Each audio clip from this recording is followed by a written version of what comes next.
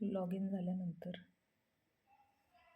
फॉर्म्समध्ये जाऊन monthly suspect test bulk entry यावर click केल्यावर आपल्या तालुका सिलेक्ट करायचा.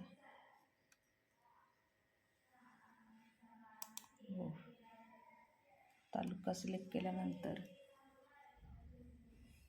डेट बघायची की आपण बरोबर डेटचं भरतो आहे ना, जानेवारी महिन्याचं 2026.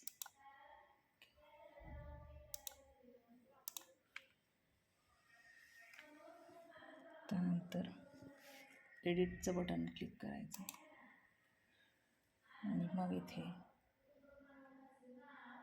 Number of fever cases in M1.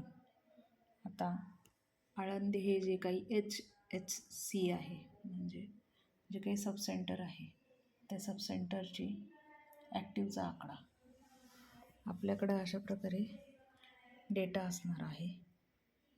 Alandi गावाचं टोटल आपल्याला पाहिजे ते आहे 54.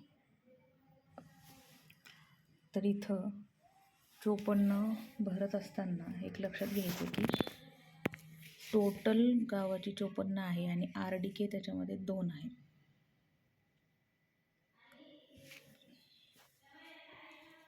तर हे RDK आपल्याला ह्याच्यामध्ये मिळवायचे आहेत 54, 55, 56.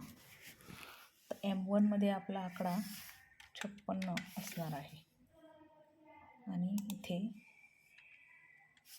आणि कलेक्टेडमध्ये 54, 54, टेस्टेडमध्ये पण 54 आणि RDT इथे जे काही आपण RDK टेस्ट केले ते 2 आणि हे 0. अशा प्रकारे इथं ॲक्टिव्हमध्ये आपण ही एंट्री केलेली आहे. पॅसिव्हमध्ये 0, 0, 0, 0. मास सर्वे जर असेल तर मास 0.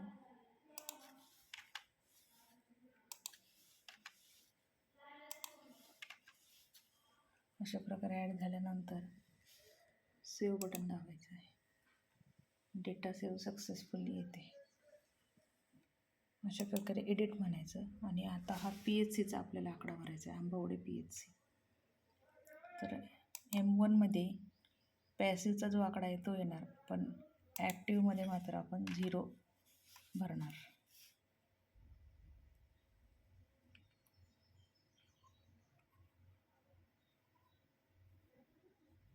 अशा प्रकारे हे सबसेंटर आणि PHC जिथे तिचं PHC लिहिलं आहे ती PHCचे आकडे आपण पॅसिव्हचे भरणार आहोत.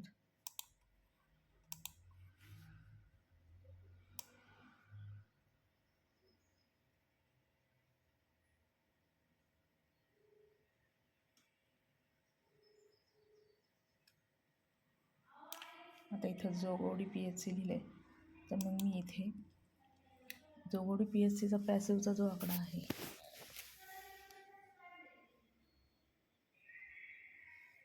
तो आहे 125. तर मी इथे 125 भरणार आहे.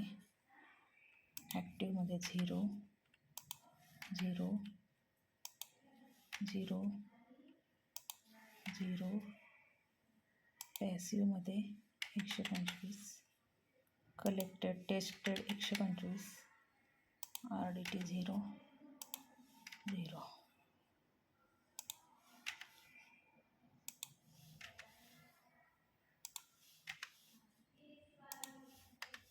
अशा प्रकारे जिथं PHC लिहिलं आहे तिथे आपण ॲक्टिव्ह कॉलममध्ये 0 टाकणार आहोत.